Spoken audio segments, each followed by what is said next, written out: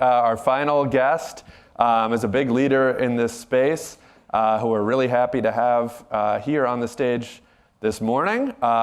So here is New York Congressman Paul Tonko.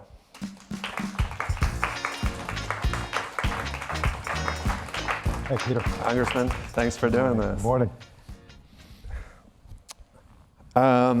Yeah, so I mean, maybe let's just start kind of broadly. I know you do a lot of work on Alzheimer's, but how did you kind of get interested in this issue originally, or what kind of got you involved? Well, with the numbers that are involved nationally with the impact of Alzheimer's, some 7 million people suffer from the disease, and that tells me that there are just absolute no boundaries.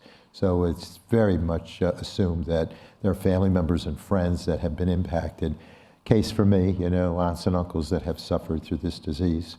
It just reminds you that there's a double whammy here. There's an impact of the diagnosis and then finally the loss of a person's identity because of the destructive nature of this disease. And it just motivates you to address this from a humanitarian perspective.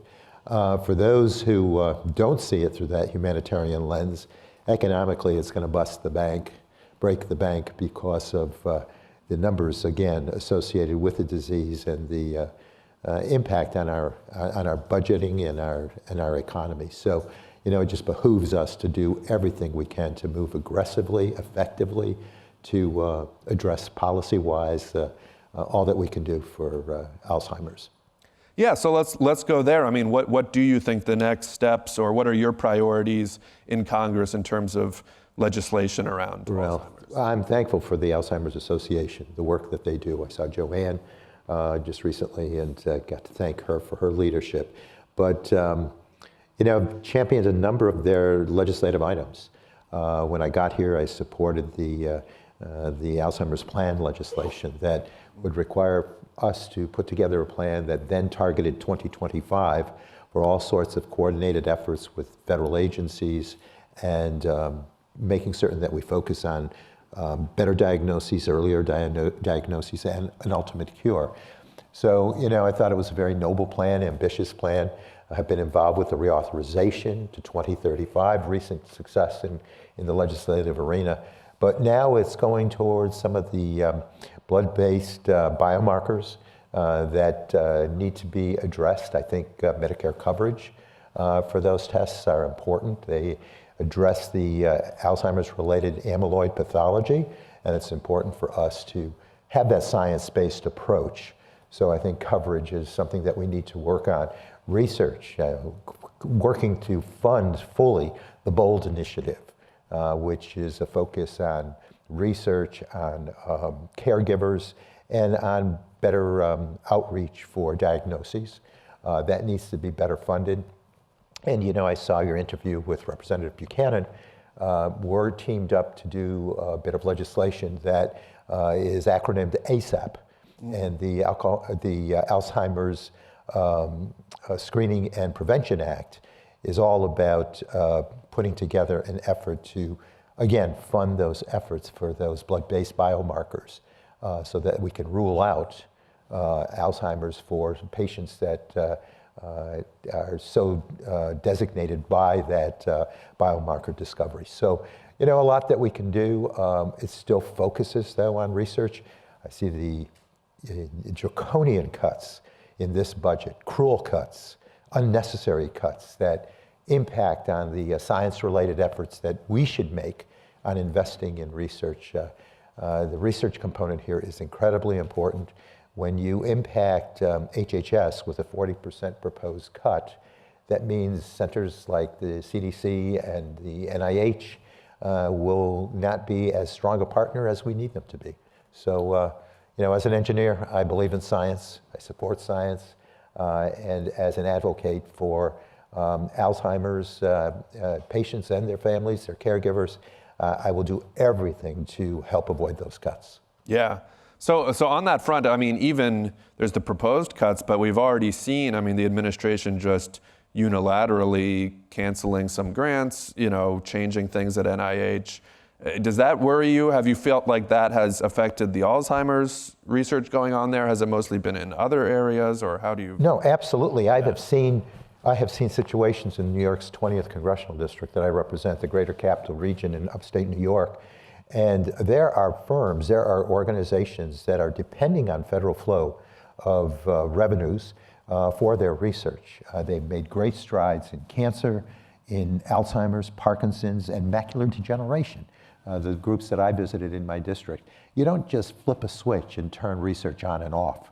You're going to lose some very valuable research people who will search for other employment. You have, developments, Petri situations where you're growing the necessary infrastructure for this genomic discovery. So we need to make certain that we fight these cuts. And I can relate that to the fervor I'm feeling right now in the immediate sense of SNAP cuts for nutrition. Yeah.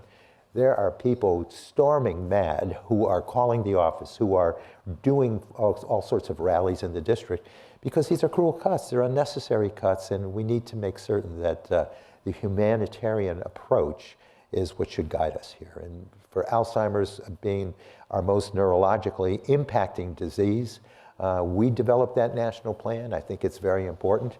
And I have taken that whole concept and overlaid it onto Parkinson's, which is the second most neurologically impacting disease. And we have now a national plan for Parkinson's. Again, the epicenter of which is research. So this is a very aggravating and upsetting cut because it impacts millions of people, 7 million in the Alzheimer's space, 1 million people in the Parkinson's space, and we can and we must do better.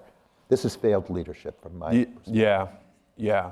At least in terms of the congressional role, what's appropriated, this is a bipartisan issue. We just saw Congressman Buchanan. Absolutely. Do you think that will insulate, like the president's proposed 40% cut to NIH? It's probably not going to happen, right? Or do you worry there would be some cut through Congress? Well, I would hope there would be no cuts in the efforts to cure these major diseases that, again, are a huge impact on our federal budget. So if you can't relate to the humanitarian, if you cannot relate to that humanitarian aspect, at least see it as a fiscal consequence that needs to be resolved.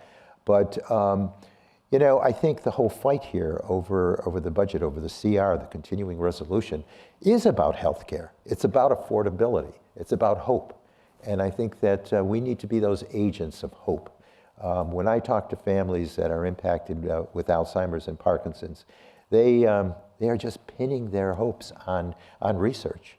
And when you pull the rug from under research, you're destroying that fabric of hope that so many are clinging to because they deserve the respect. The American intellect is better than any. I would compare it to any nation out there. We cultivate an environment that grows researchers. We need to reach to them and allow them to do their thing. And to artificially suspend that and cruelly propose deep cuts is just not the solution here.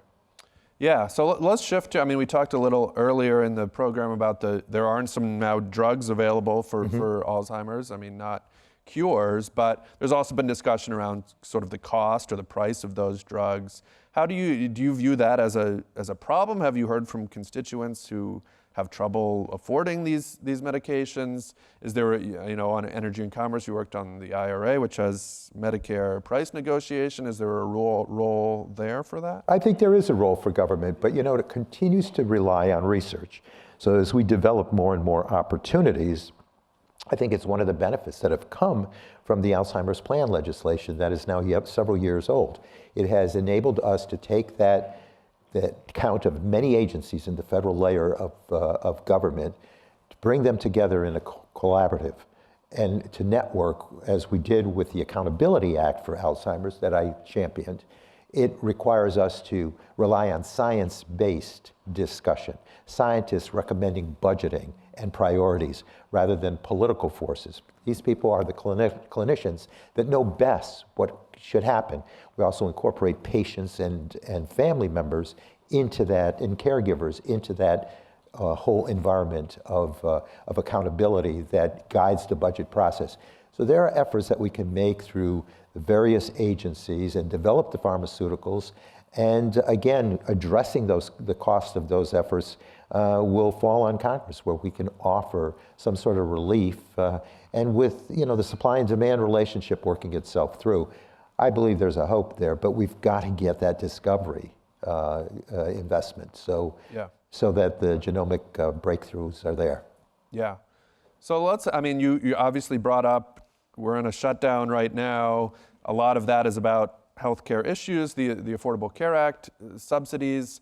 What's your sense of the state of play? I mean, is there a chance of extending these subsidies? Do you to vote for a CR, would you need something, concrete on those subsidies, not just a promise, or where are you? Well, I've communicated to my district that I see the CR debate with two major dynamics, the confluence of which are holding us up in the process.